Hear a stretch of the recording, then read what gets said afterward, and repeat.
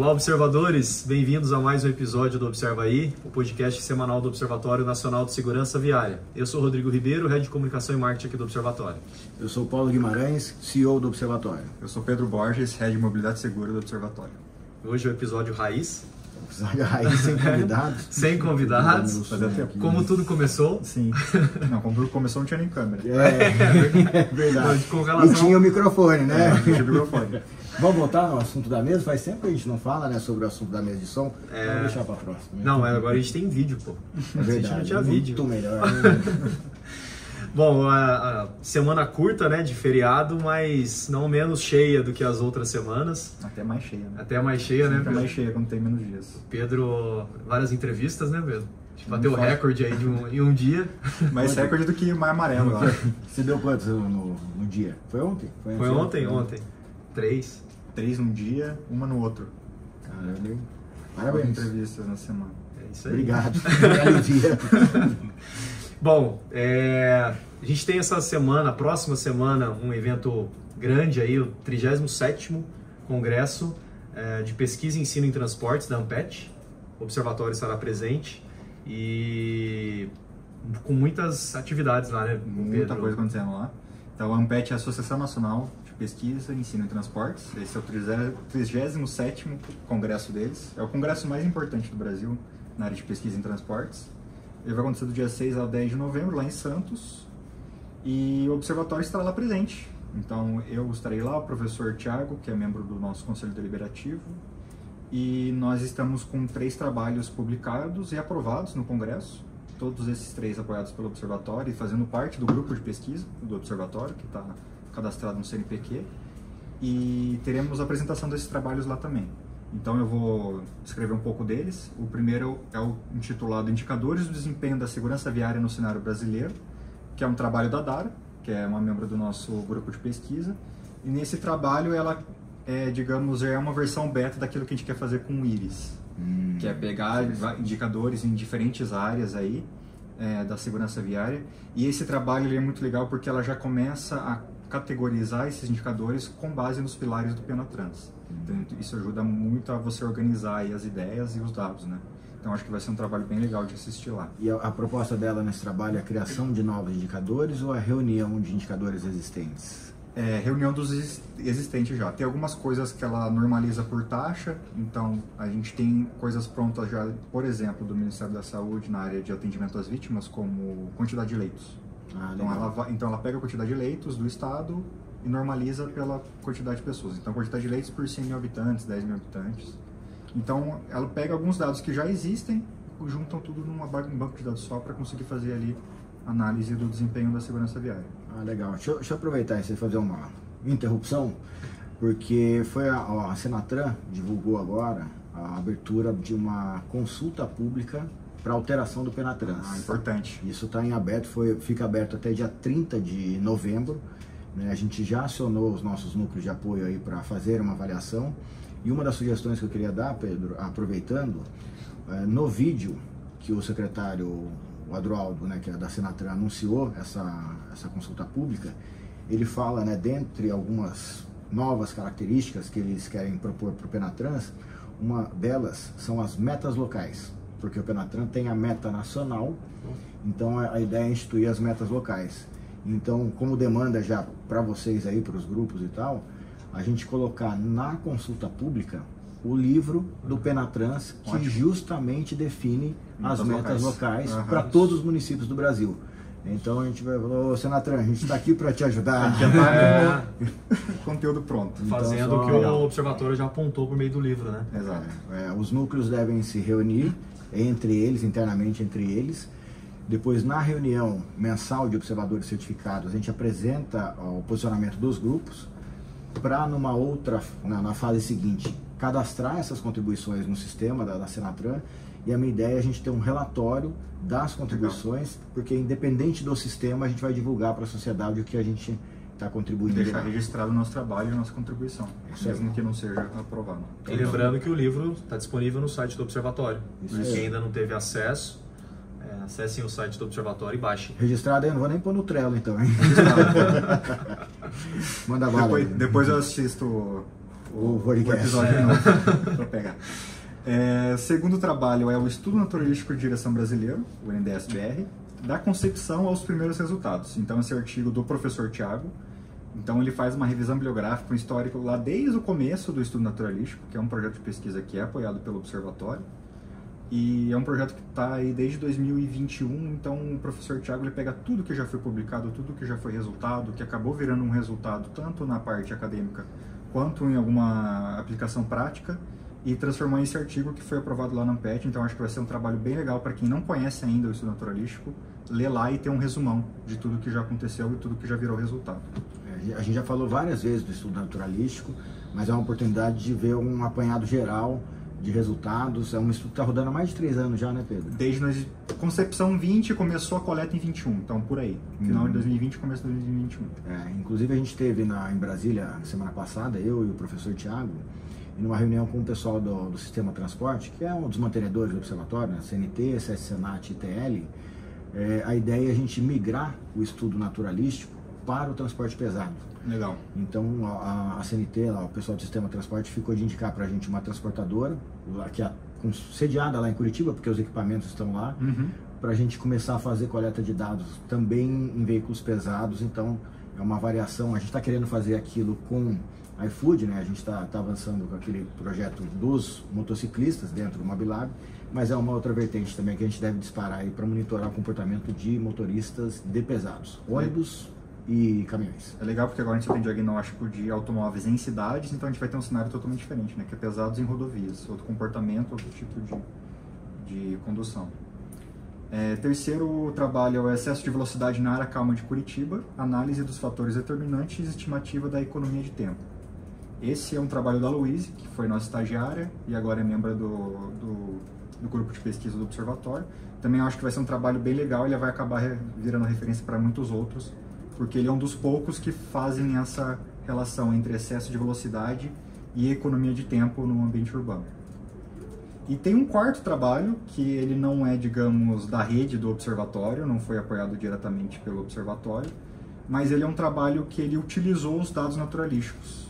Então, eu acho legal citar também, que é o estudo do comportamento de condutores em rotatórias de Curitiba, baseado em dados naturalísticos de direção, que ele é um trabalho de um aluno do professor Diego Neres. O professor Diego, ele é do Departamento de Transportes lá da Federal também.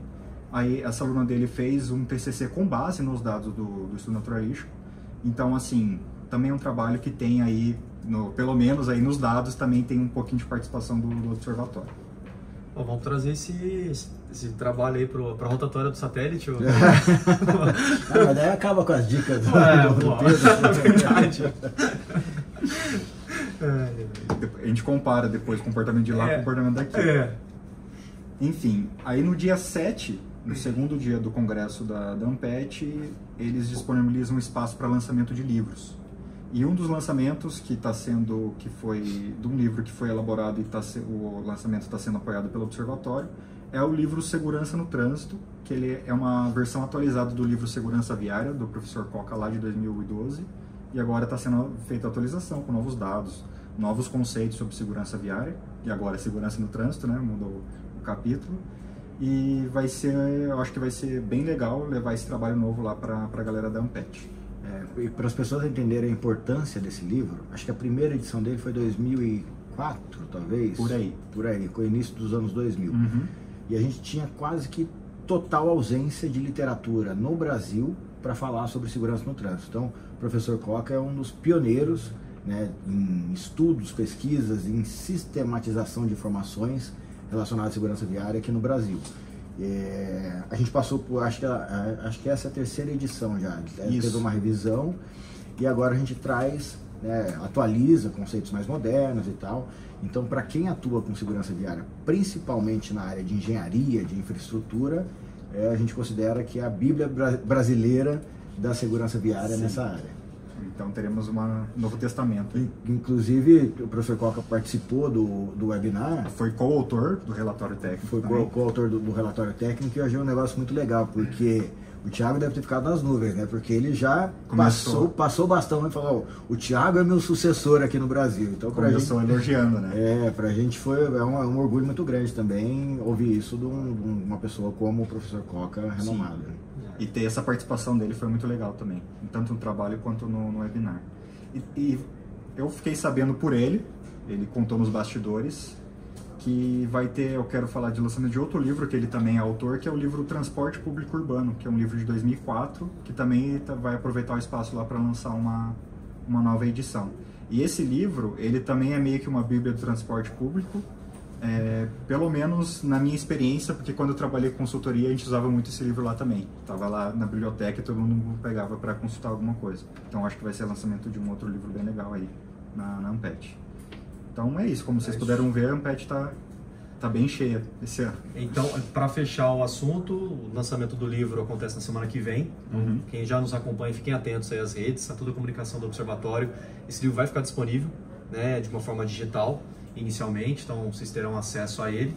E aí você já começou, vou inverter o primeiro assunto da pauta da nossa agenda aqui, que você já começou a falar do webinar. Isso também já está disponível, mas como foi e quem quiser acompanhar, onde que... Essa segunda agora, dia 30? Dia 30, às 10 da manhã, a gente teve o webinar da taxa de mortes por bilhão de quilômetros percorridos. Esse trabalho é um trabalho do professor, que veio do professor Thiago, foi uma metodologia que ele criou na dissertação de mestrado dele, ou na tese de doutorado, não lembro corretamente. E aí foi legal que ele trouxe o Coca de novo como coautor, que foi orientador dele na época. E a Louise veio, pegou esse método e ajudou a atualizar ele com novos dados. Então eles estabeleceram esse novo cálculo dessa taxa para a primeira década de ações em prol da segurança no trânsito entre 2011 e 2020. O webinar eu achei que foi bem legal, o engajamento foi bom da galera, teve bastante pergunta. A gente conseguiu apresentar de um jeito que as pessoas ficaram... mostraram interesse, então elas engajaram mais. E é um trabalho que está disponível, é um relatório técnico que foi feito em parceria com a Federal do Paraná e está disponível lá no nosso site em Estudos e Pesquisas. E aí, não sei se até o Paulo pode comentar, mas eu como jornalista sempre fiquei acostumado a mortes por 100 mil habitantes e mortes por 10 mil veículos. E agora traz uma nova metodologia para isso, né, Paulo? E é interessante porque você vê estados, principalmente de região norte, que são menos populosos, e aí, por consequência, menos circulação de veículos, você vê que há uma modificação no ranking de segurança viária quando a gente analisa dependendo do índice utilizado, né? Então, a gente, quando usa mortos por 100 mil habitantes, a gente está fazendo uma proporção com relação às pessoas que vivem lá. E é o índice mais utilizado, porque é o mais suscetível à disponibilidade de informação no mundo inteiro. É o índice que a Organização Mundial da Saúde usa para fazer o ranking entre os países. Mas a frota é né, mortos por 10 mil veículos, a gente usa muito aqui no Brasil, que a gente considera a frota, mas é diferente, né? Para usar o exemplo, para as pessoas entenderem melhor o que está sendo colocado no webinar, assim, eu e o Rodrigo, a gente está se comparando aqui. O Rodrigo tem 5 carros na garagem e eu tenho só um carro na garagem. Então, se a gente fosse usar, por exemplo, uma quantidade um índice de infrações de trânsito por veículos, então você tem uma diferença grande aqui. Só que no caso do Rodrigo é o seguinte, ele tem 5 carros, mas ele mora perto do trabalho e a maior parte das vezes ele fica de home office. Então ele é mais um colecionador do que um utilizador. Eu não, eu sou um vendedor, né? Eu saio de casa cedo com o meu carro e circulo o dia inteiro para vender. Então tem muita diferença entre o grau de exposição quando a gente olha para a frota efetivamente circulante, né, ou pela quilometragem percorrida por essa frota. Então é uma nova forma de olhar, lembrando que é inédito no Brasil, ninguém nunca apresentou isso. Então, para quem aí não teve oportunidade de ver, baixa o estudo lá, está disponível também, assista o webinar para entender como é que funciona. Aí foi bem interessante os gráficos, as tabelas, comparação. Primeiro tem as tabelas ali comparando os estados, né? Tem um ranking dos estados por ano. Isso, e a comparação com outros países foi bem legal também. Comparação estado e país da Europa também, teve essa comparação. Então tem bastante dado legal lá para ser explorado. É isso. Boa. E o Paulo já falou rapidamente do seminário, você participou em Brasília com o Thiago, falou já da aplicação estudo naturalístico para carga pesada. Além disso, o que de mais interessante teve lá, Paulo? Olha, o seminário ele foi bem interessante. É uma pena que ele concorreu com um grande evento, que é o da Arena NTP, que estava acontecendo em São Paulo. Então, muita gente de município acabou indo para a Arena NTP. A Arena NTP tem um foco um pouco mais em transporte, mas tem também lá as sessões de segurança no trânsito. Então acho que o quórum ficou um pouquinho prejudicado por conta disso. Uma pena, porque de conteúdo foi bem legal. E por ser de São Paulo, né, acaba atraindo mais gente. É verdade. É mais fácil. A logística para Brasília, ela é difícil. É mais caro, as pessoas têm mais dificuldade. Se organizar então, com mais antecedência. Então ficou assim, basicamente uma predominância de membros das câmaras temáticas, aí são várias, aí tinha um público razoável com relação a isso, e pessoas ali que atuam no trânsito, mais no âmbito local ali, DF e tal. E foi legal, porque a gente teve participação de algumas pessoas de fora, né? Então a gente teve a apresentação lá de um representante do ICADES, não tenho certeza se é essa sigla, mas a Fátima, uma pesquisadora. O ICADES é um organismo internacional que monitora políticas de álcool e drogas relacionadas à segurança no trânsito. E essa parte foi bem legal, porque a gente podia mandar pergunta, né? E aí eu perguntei para ela como é que era o movimento Maio Amarelo, se ela conhecia. E ela falou, pô, o Maio Amarelo a gente já desenvolve já há vários anos, inclusive eu ando o tempo todo com o PIN, com o broche do Maio Amarelo, que ela ganhou, né, e isso que é o interessante da história. Ela é uma portuguesa, eu não sei se ela fica em algum país da Europa, eu não tenho certeza se é Portugal, mas ela ganhou o PIN. Ela falou, eu tenho um carinho muito grande por esse PIN, porque eu ganhei do presidente da Rede Sara, lá da Austrália, num evento internacional que eles foram. Então, para ver a abrangência que o Maio Amarelo está tomando. Né? Legal. Legal. E aqui mais 2 assuntos para fechar a nossa agenda. Tivemos hoje, quarta-feira, um evento na Ambipar. Só mais uma coisa assim, de característica do evento. Foram seminários, então você tinha ali os painéis de discussão, uma apresentação que ancora, né, chamaram de apresentação inspiradora, que é uma palestra, né, de alguém desses internacionais, enfim. E aí depois uma mesa de discussões. E, em paralelo, estavam acontecendo algumas oficinas. Então foram oficinas muito legais, que foram promovidas por parceiros. Eu participei de uma de comunicação, participei de outra de gestão de velocidade, a outra de planejamento estratégico para a segurança viária. Então, assim, um próximo evento, principalmente aquelas pessoas que trabalham, né, os técnicos, participar de um evento como esse, principalmente das oficinas, é muito legal. Pode ser até, em alguns casos, mais interessante até do que participar da plenária, porque as oficinas foram mão na massa mesmo. Né? Então, assim, olha, dado essa situação e esse contexto, juntem-se em grupos e elaborem determinados exercícios. Foi bem legal. Isso é legal. Muito bom. Então, voltando aqui, tivemos o evento hoje da Ambipar, que foi a entrega dos certificados, né, Paulo, do selo Mobilidade Segura. Isso, a primeira rodada de entrega de certificados, né? A Ambipar é uma parceira também, uma empresa Laço Amarelo, fica lá em Nova Odessa, tem um grande centro de treinamento lá. E que ponto que a gente está? Hoje a gente já tem mais ou menos 50 transportadoras que já aderiram ao selo Mobilidade Segura.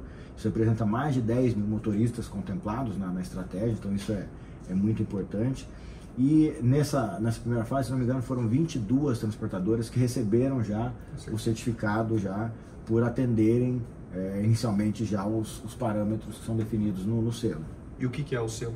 O selo é um processo de certificação, ele é baseado em 12 pilares, né? E qual que é o objetivo desse selo?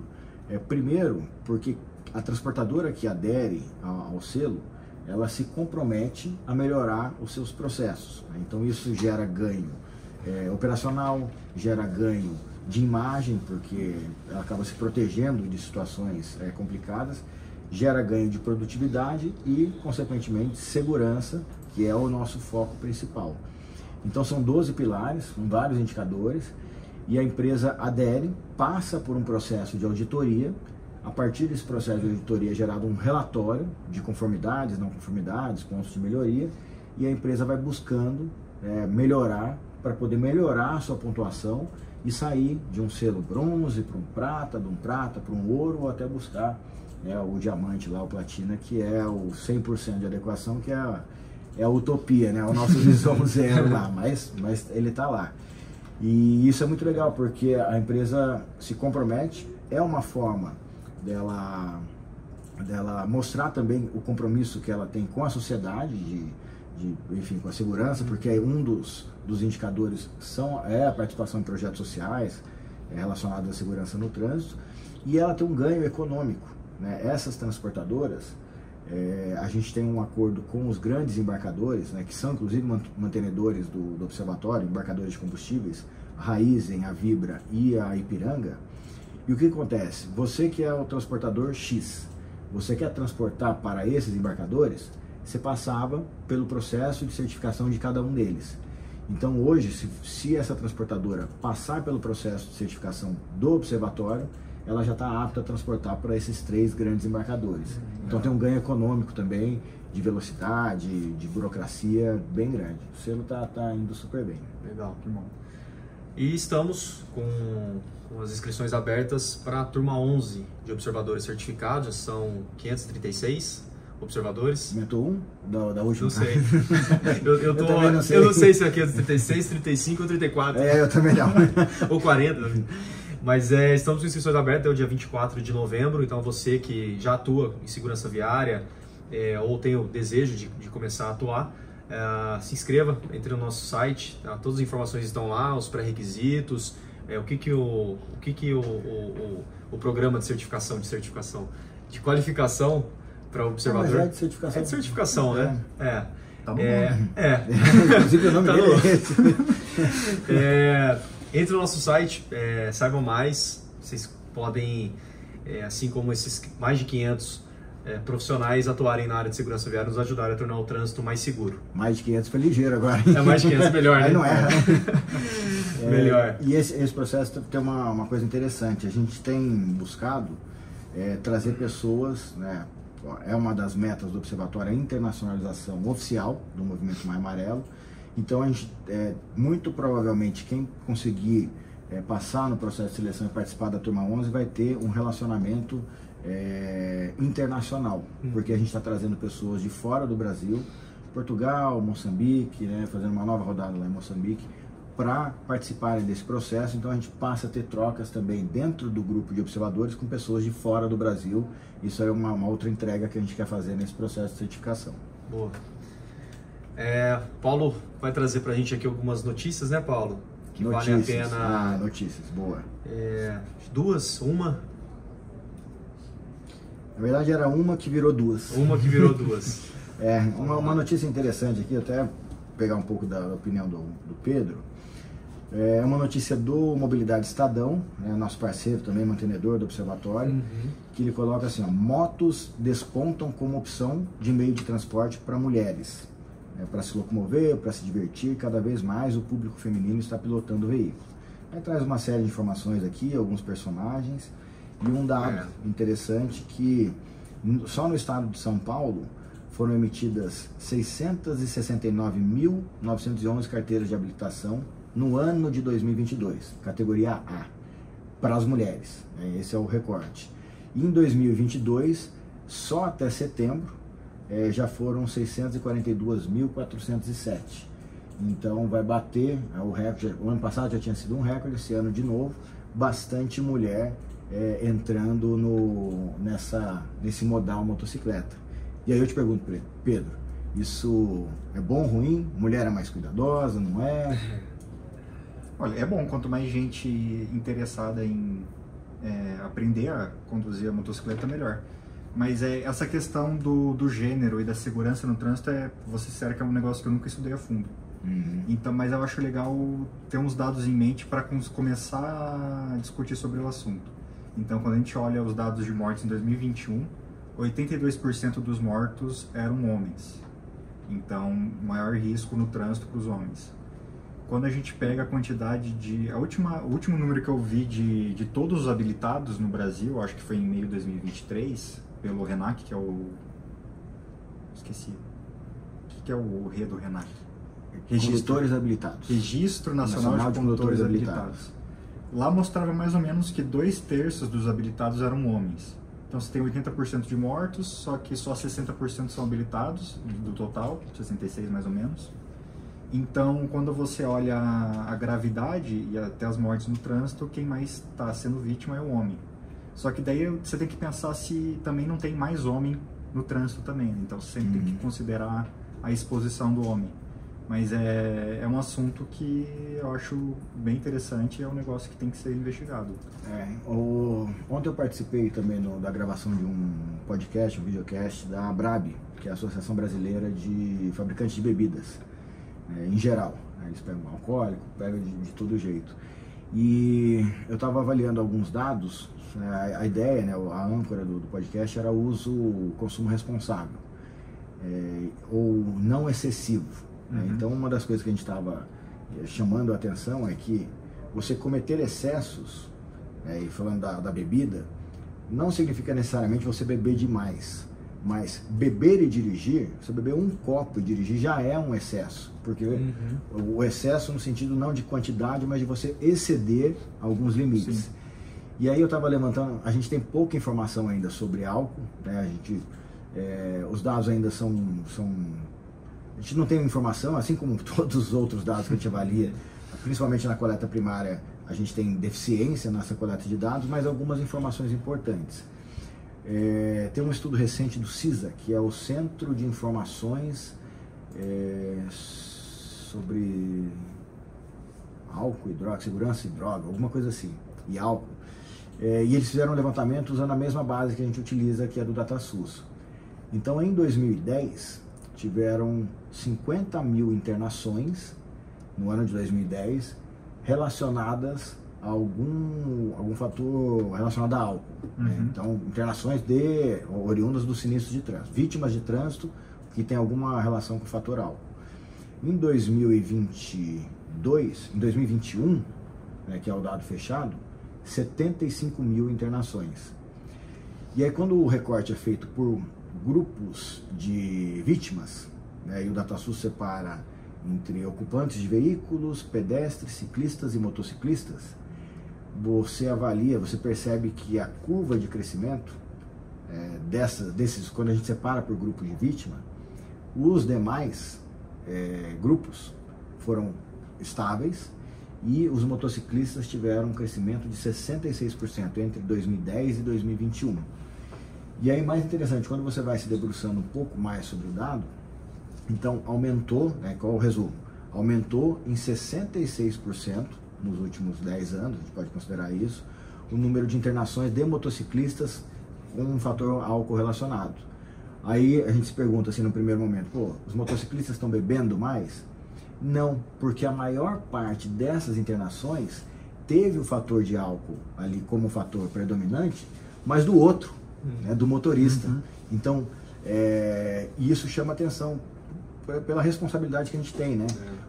O motociclista ele é mais vulnerável, até pelo tipo de veículo que ele usa, então tem gente bêbada prejudicando a segurança dos motociclistas, então uma outra vertente que a gente dá para adotar. E aí nessa mesmo levantamento, voltando para o assunto das mulheres, foi feito na PNAD, que é a Pesquisa Nacional de Saúde, né? PNAD, é isso que chama? Hoje eu tô ruim dos nomes, hein, das siglas. É muito sigla. Tá bom, eu não ia lembrar nenhum. Você não lembra nem o nome você não dá nem o que você comeu no almoço, pô. Deixa eu aproveitar o Google. Pega, mas aí o que... amostra de domicílio, amostra de domicílio. PNS, a Pesquisa Nacional de Saúde com base na PNAD. Exatamente. E tem uma informação interessante lá, foram feitos questionamentos com relação à utilização de álcool e tal, e é tudo autodeclarado, né? Mas tá lá a informação, é uma informação.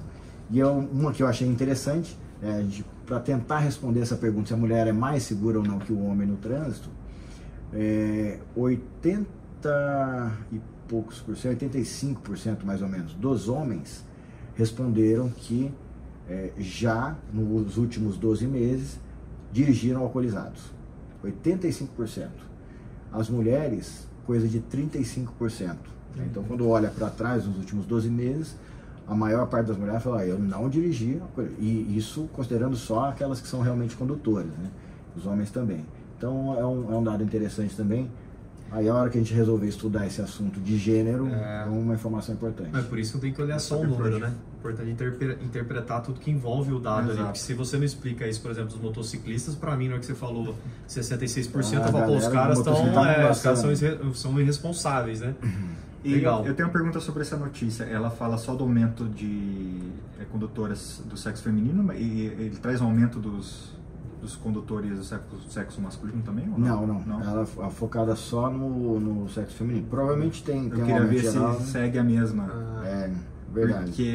Porque a frota de motocicletas e a quantidade de condutores que utilizam diariamente motocicletas no Brasil vem aumentando. Porque muitos acabam tentando fugir, entre aspas, do transporte coletivo. E a primeira opção mais barata motorizada é a motocicleta. Mas é uma coisa interessante da gente avaliar. Eu acho que agora no final do ano, começo do ano, a gente já vai ter ferramenta já pronta para poder começar a fazer recortes melhores, né? O Mobilab avança, a gente está com as iniciativas. Tem bases que a gente já tem consolidado, né? Que a gente já consegue tirar. Tipo o DataSUS, é a mais assim, mais fácil de conseguir puxar dados. E aí, uma outra, né? Como eu falei que são duas em uma, no último dia 25, tem uma atualização recente aqui no portal da Câmara dos Deputados. A gente tem um projeto de lei que está tramitando desde 2020, que é o projeto de lei 4474. O deputado é o Kim Kataguiri do quê? Do partido? DEM. DEM, não é? Está escrito do lado do nome. Está escrito aqui? Uhum. E aí ele fala o seguinte, o projeto de lei é para alterar o Código de Trânsito Brasileiro, e agora no último dia 25 ele protocolou e aprovou um pedido de rito de urgência na tramitação. E o que diz o PL? Ele é um PL que torna facultativa, né, e essa é uma notícia que é super importante, que precisa ser discutida, ele torna facultativo o candidato que quer fazer o exame para obter a Carteira Nacional de Habilitação, é facultativo fazer as aulas. Então, a parte teórica ele pode fazer por autoinstrução, ou seja, só ir lá no dia e fazer a prova, falar, estou preparado, vim fazer a prova. E as aulas práticas ele pode fazer com condutores, com instrutores avulsos, não necessariamente vinculados às autoescolas, aos CFCs. Então, essa é uma notícia que mexe muito nesse mercado de trânsito, de mobilidade. Mudaria toda a estrutura, né? E muda toda a estrutura. E aí já começam as pessoas a perguntar, o observatório é a favor ou contra e tal. E toda vez que essa pergunta vem, o posicionamento do observatório com relação a isso é que a gente é a favor da reformulação do processo de formação de condutores.